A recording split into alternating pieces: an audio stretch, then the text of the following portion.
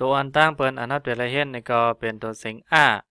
ว่าหอยกาบแพทในค่ะเนาะอ้าหอยกาบแพทในก็เลยค่ะออ่างแล้วก็มีปลาตัวเสียงสะกดมันในค่ะเนาะเอาค่ะมาส่งบอพี่น้องค่ะก็ตั้งเสียงค่ะเนาะเฮ็นลิกไตในค่ะในตอนนี้ก็เป็นตอนที่79ในค่ะเนาะเอาค่ะก็เฮามาด้วยนี่ก็เป็นตัวเสียงอ้าว่าหอยกาบแพทออกในค่ะเนาะตัวเสียงเป่าในค่ะเนาะอ้าว่าหอยกาบแพทออกอ้าหอยกาบแพทออกนะครับอ้าหอยกาบแพทยักออกนะครับเนาะอ้าหอยกาบแพทยักออกนะครับอ้าหอยกาบแพทยักจำออกอ้าหอยกาบแพทยักจำออกนะครับเนาะอ้าหอยกาบแพทจำนาออกอ้าหอยกาบแพทจำนาออกในขณะจะหนังว่าออกอ๋อในขณะเนาะอ้าหอยกาบแพทจำเตอออกนะครับเนาะหอยกาบแพทจำเตอออกนะครับหอยกาบแพทยักขึ้นออกนะครับเนาะก็เป็นตัวเสียงเป่ายักจำนาจำเตอยักขึ้นเห็นไหมครับเนาะหอยกาบแพทออกยักออกนะครับเนาะเสียงเป่ายักก็ตัวเสียงยักในออกเสียงเหมือนกันครับเนาะยักจำออกจำนาออกจำเตอออกยักขึ้นออกเห็นไหมคะเนาะออกออกออกออกออกนะครับเอาค่ะก็ตอนสอนในตอนที่79นะครับเนาะเฮามาด้วยค่ะว่าจะได้เห็นเกี่ยวกับเลยลองสังนะครับเนาะก้าว่าหอยก้าแพทย์จำนากอกนะครับเนาะก้าหอยก้าแพทย์จำนากอกนะครับมาว่าหอยก้าแพทย์ยักษ์หมอกมาหอยก้าแพทย์ยักษ์หมอกนะครับกอกหมอกนะครับเนาะจะหนังว่ากอกหมอกกอกน้ำเห็นไหมครับเนาะก้อยกะว่าในเป็นกอกหมอกนะก็เป็นขันเงินในก็รายการมันก็เป็นขันสลุงเงินในก็รายการนั้นนะครับเป็นกอกหมอกในขณะนั้นกอกเงินก็คำที่เขาเอาใส่หมอกใส่น้ำเห็นไหมก็รายการเนาะว่าแพทย์เอาว่าแพทย์เอาหอยกาแพทย์ยักษ์ออกหอยกาแพทย์ยักษ์ออกนะครับเนาะเอาออกนะครับเอาออกตัวนี้ก็ไม่ได้แปลว่าเอาออกนะครับเนาะเอาตัวนี้ก็แปลว่าเอาออกตัวนี้ก็แปลว่าออกนะครับเช่นว่าออกกว่าในก็ไรค่ะเนาะเอาออกมานั้นก็เอากว่าเอามาเห็นในก็ไรค่ะเนาะซาว่าหอยซาหอยกาแพทย์ยักษ์จำซอกนะครับเนาะแค่หานะครับซอกหานะครับเนาะซาหอยกาแพทย์ยักษ์จำซอก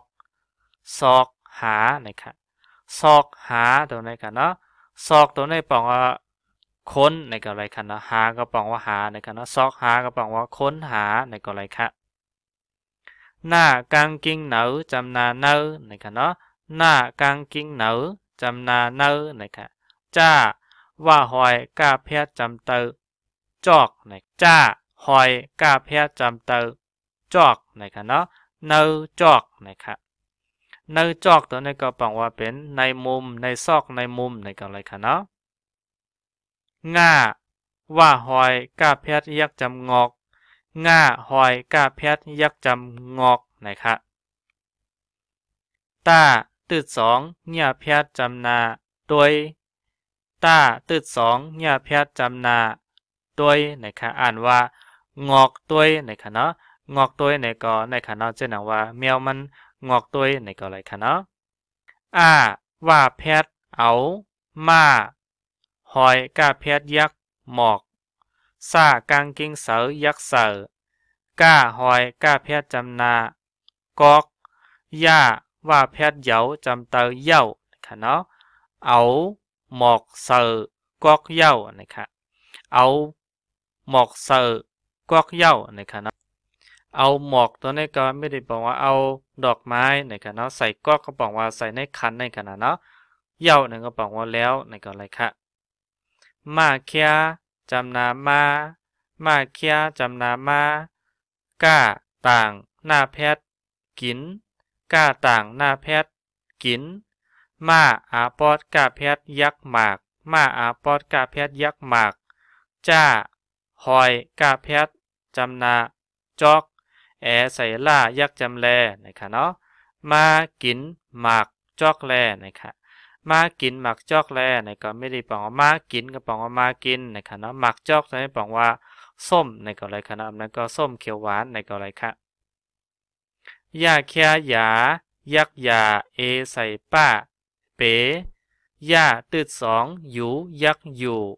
จ้าว่าหอยมาแพทย์จำนาจอมในก็อะไรคะจ้าหอยกาแพทย์จำเตอจอกในคะเนาะ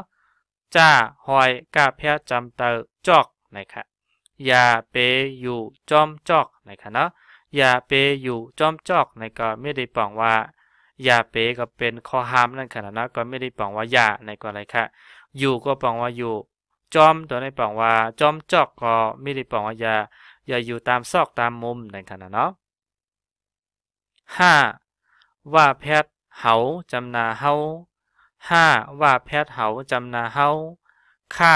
อาปอดหน้าแพทย์ขานจำเตอขั้น5อาปอดหน้าแพทย์ขานจำเตอขั้นนะคะเนาะซ่าหอยกาแพทย์ยักจำซอก5แค่หาซ่าตืดสองสูนะคะเฮาขั้นซอกหาสูนะคะเนาะเฮาตัวในบอกว่าเรานั้นก็เรานั้นก็ผมในก็อะไรคะเนาะเฮาตัวในก็ใจตังตัวเจ้าเก่านั่นขนาดเนาะขั้นตัวในบอกว่าขี้เกียจในกันเนาะซอกหาบอกว่าค้นหานั้นก็ขี้เกียจหาในก็อะไรคะนะสูบอกว่าเธอคุณในก็อะไรคะป้าหอยกาแพทย์ยักจำปอกมาแคมหมาจำนามาว่ากายขึ้นจำนาไว้ในคะเนาะว่ากายขึ้นจำนาไว้นะคะแอใส่ล่ายักจำแลนะคะเนาะปอกมาไว้ไว้แลนะคะเนาะปอกมาตัวนี้บอกว่ากลับมากันนะไว้ไว้ก็บอกว่าเรียวๆนะคะเนาะแลก็บอกว่าซี่ในก็อะไรคะเนาะปอกมาไว้ไว้แลในก็อะไรคะก้อยกรรมมันก็ปอกมาเพ้อแลในขณะเนาะเอาค่ะก็อ่านจำกันคณะก็เป็นกอกหมอกเอาออกซอกหาเนอจอกงอกด้วยนะคะอ่านในกำหนึ่งค่ะเนาะกอกหมอกเอาออกซอกหาเนอจอกงอกด้วยนะคะเอาหมอกเซอกอกเหย้ามากินหมากจอกแลอย่าเปอยู่จอมจอกเฮาข้านซอกหาสูปอกมาไว้ไว้แลในคณะอ่านกรรมหนึ่งค่ะเอาหมอกเสิร์กอกเหย้ามากินหมากจอกแลอย่าเปอยู่จอมจอกเฮาข้านซอกหาสูปอกมาไว้ไว้แลในคณะเอาค่ะนี่ก็เป็นตอนสอนตอนดาเฮนลิกไตในคณะในตอนที่79นะคะเอาค่ะสังเจอว่าปอยพี่น้องค่ะที่ไรเข้ามาหันคณะสังเจอว่าหันเป็นพรลีในก็แค่นต่อกดติดตามในกล้อง YouTube ว่าค่ะที่เป็นไตเวอร์ชันตัวในคณะเอาค่ะก็สังเจอมีตั้งหันถึงเจอในก็ปั่นตั้งหันถึงมาลายตีตั้งไตวิดีโอในคณะเอาค่ะก็สังเจอมีติพิษติเปิงกว่าในก็แค่นต่อปล่อยอ่องข้องปั่นคณะเอาค่ะขอบเจอมาส่งยินจอมค่ะ